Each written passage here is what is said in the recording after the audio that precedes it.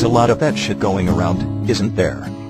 I stood silently while she huffed and appeared to be contemplating as her eyes shifted around the room. She looked utterly fucking flustered and calculating as she tucked her hair behind her ear and furrowed her brows in concentration. I could see the wheels turning in her head as she bit her lip, running her fingers through her hair, and I hated to break it to either Bella, but this shit wasn't going to work, so they might as well hang it up.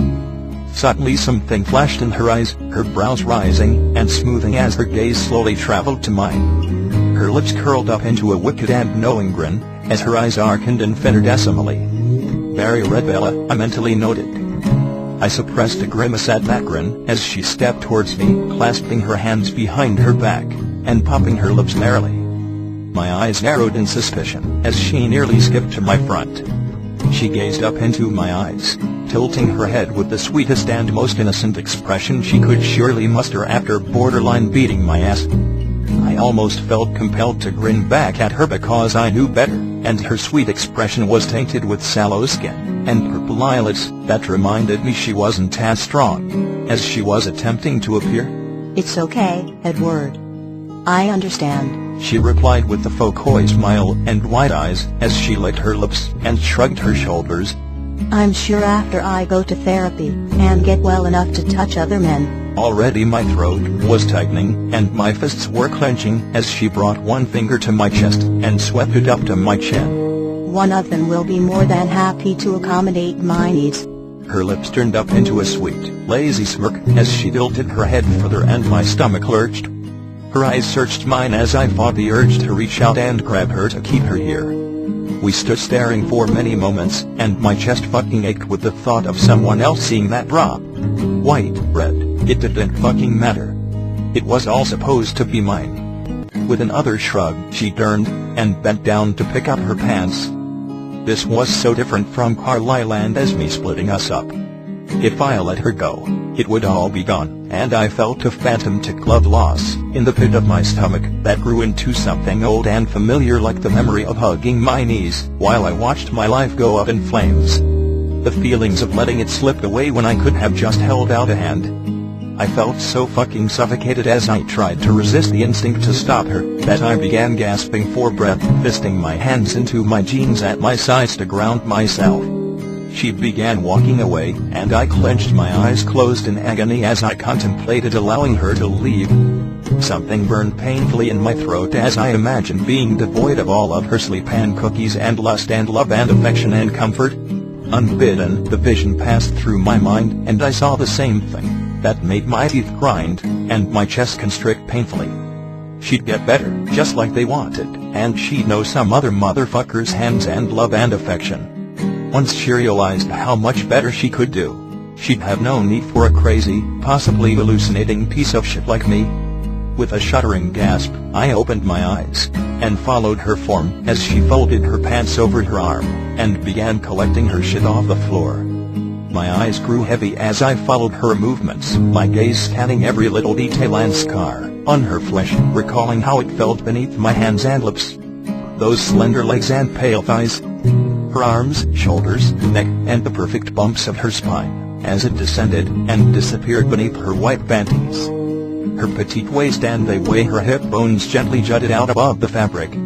She didn't look this skinny before. Before everything got fucked up and everyone found out we were happy. If she stayed, we could find that again, and I'd do everything in my power to make her smile, but if she left, it'd all be gone. I recalled every detail of her flesh before it became impossible to contain the urge any longer. She's my girl. My mind screamed it possessively in my ears as she approached the door with her clothes in her arms. My gasping breaths turned deep and laborious as I walked forward, involuntarily allowing my instincts to control my movements, and the barely familiar spark igniting something deep and animalistic as I sprang across the floor. Her red lips still held a hint of a lazy smirk as I surrendered shamefully and lunged for her, grabbing her waist from behind in an angry desperation, not startling her at all as I crushed her back to my body. Her shoulders went slack as I wrapped my arms entirely around her waist and tightened my grip to bury my nose in her neck.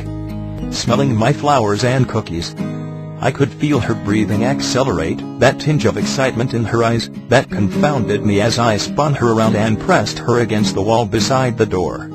Our noses touched, and she bit her lip, visibly suppressing a smile, as she sighed in contentment, and my hand reached blindly at my side. I found the doorknob and slammed it shut angrily, the walls vibrating, as her red lips twitched, and she writhed against my hips triumphantly. I fumbled with the knob, locking it hastily while my eyes raked over her shoulders, and my teeth ground together at the thought of her nearly leaving me. Really pissed off about that, my fist met the wall beside her head as I met her gaze, and felt the drywall give out against my knuckles. Once again, her eyes flashed in excitement, and even though she was assuming some fucking meat position below me, she still looked arrogant and smug as she began lifting my shirt. She kind of looked like a bitch, but at least she was my bitch. My girl. I shoved my dusty fingers into her hair, and crushed my lips to hers with a growl as I forced my tongue between her lips. She moaned, encouraging this festering instinct, that made my chest ache as she fought to lift my shirt. It was depraved, all of the thousands of ways I unwillingly imagined taking her as I tore my lips away, and ripped my shirt off over my head. Against the wall, on the floor, over the back of a goddamn couch she may, or may not have occupied last night. It didn't matter, just as long as I made her mine. I didn't give a shit where we did it. Deciding to enjoy this brief lapse of sanity, my fingers went to her bra straps, tearing them away roughly, and I vaguely registered that my hands trembled while I pushed them down her arms. She moaned at my aggressive movements against her flesh, and arched her back off the wall so I could access the clasp and remove it. And I really fucking tried, panting against her face, and fumbling with shaky fingers as I worked to remove it. I could feel her getting impatient, arcing her back further into me to grant me more space before I just started pulling until it finally snapped. With a grunt, I tossed it aside, and palmed her breasts between us. Mine.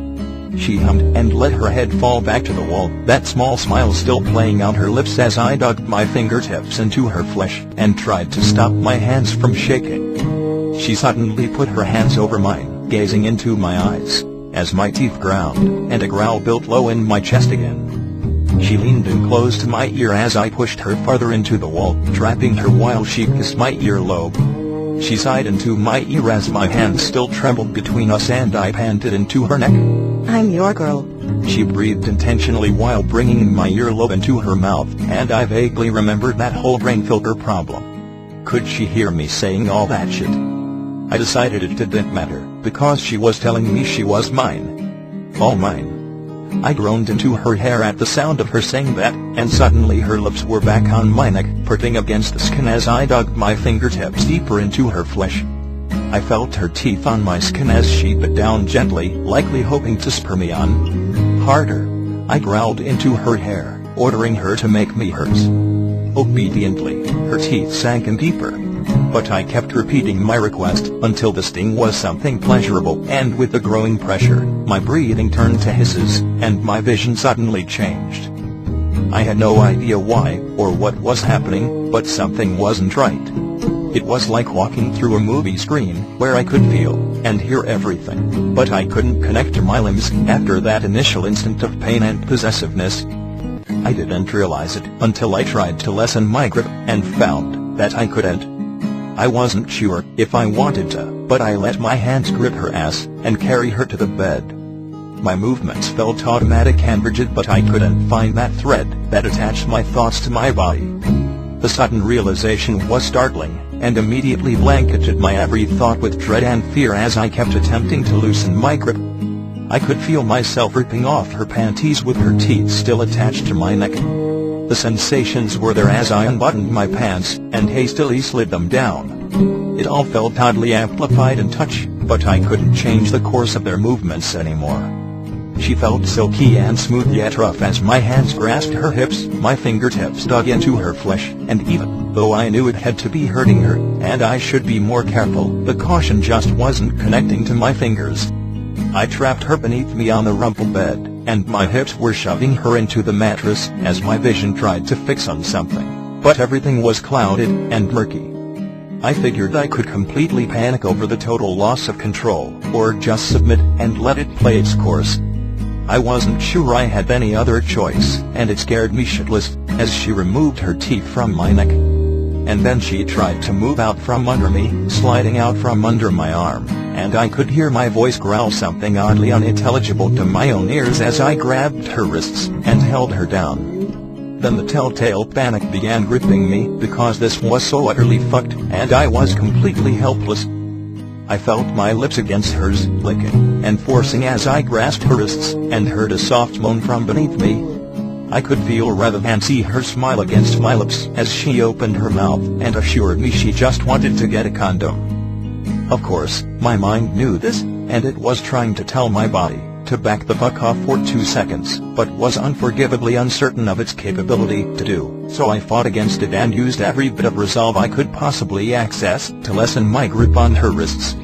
I was thankful that I still had an inkling of rationally connected thought to let her go just enough to allow her to slide out from under me, but I was right behind her with my arms around her waist, letting her guide me to the dresser that I only opened with one hand. The drawer was just a clutter of colors blurring together into fuzzy shapes, and my hands felt for it while my other held her waist, and my face buried itself into her hair. I could smell it, and I could feel it against my lips as my hand found the box, and began dragging her back to the bed hastily, and I used the smell to soothe my anxiety. Her drowsy giggle sounded in my ears as I pushed her in front of me, and I idly wondered if she was going as insane as I was. She had no fucking idea how truly fucked this all was. I wanted to open my mouth and tell her something was wrong, and we could do it later when I had control of my actions, if it was really that important. But every time I opened my mouth, I couldn't even understand what I was saying. Whatever it was, it made the blurred shape of her lips curl up into a grin as I spun around and sat on the bed, pulling her into my lap facing me. I couldn't decide why my body wanted it like that, her on top instead of me, but it obviously did, and the better part of my working conscience was grateful because this position would lessen the chances of her being hurt. After a few moments of my hands pulling and digging into her flesh, I began feeling her sliding the condom onto me, my face still burying itself into her hair, as my hands pulled her hips closer. Ready and apparently growing frustrated with the idle pace of her fingers working the latex. She was leading, which felt odd to me since she didn't have the experience, but I wasn't sure she had a choice, because my hands wouldn't do anything but pull her closer to where my body wanted her. My fingertips kept digging deeper into her hips, and I could hear Milo grunt as she lifted herself and got into position. My mouth opened, and I couldn't understand what I was saying, but it made her moan as she dropped her lips back to my neck. There was white and green in my vision as I gazed over her shoulder, and I could feel this ache as my hands dug deeper into her sides. Without even a moment to expect it, they shoved her down onto me. She met my lap as my hands forced her down, and I'm positive I was as shocked as Bella with the rapid movement. It was too fucking fast. Too hard. I didn't like it one bit. I could feel her gasp into my skin as her body gurgled, and I didn't know if it was shock or panic, but I hoped and fucking prayed my body would let me have control again if she said that word. I wanted to stay still, give her time to react, before I decided how much to fight this goddamn incapability of controlling anything. But my hips began rocking slightly and my tongue was on her neck as my fingers dug deeper into her hips. As my tongue met her flesh, she began breathing heavily, and I could feel it against my skin, shuddering and hot. I was begging her with my kiss on her neck as much as I could possibly manage. Please, don't fucking say it. Not because I wanted to keep going. Not because I wanted her to be right and prove herself. Not because I could hear myself groaning in pleasure at the oddly amplified sensation of everything, and not even because it felt absolutely fucking perfect to that part of my conscience that had control. I didn't want her to say it because I was going to be such a fucking monster when she did, and I couldn't let her up. My hips kept rocking against my will, and I tried to convince myself my hands were holding her hips steady until I knew she was okay. But I couldn't decide how true that was. My eyes never closed, or even blinked as my nose began nudging her earlobe, and I could feel her breathing steady against me again. I couldn't determine if it was a positive sign, or if I should start attacking my own mind to let her go. but then she lifted her face from my neck, and I could barely make out the fuzzy shape of her lips as they curved up into a smirk.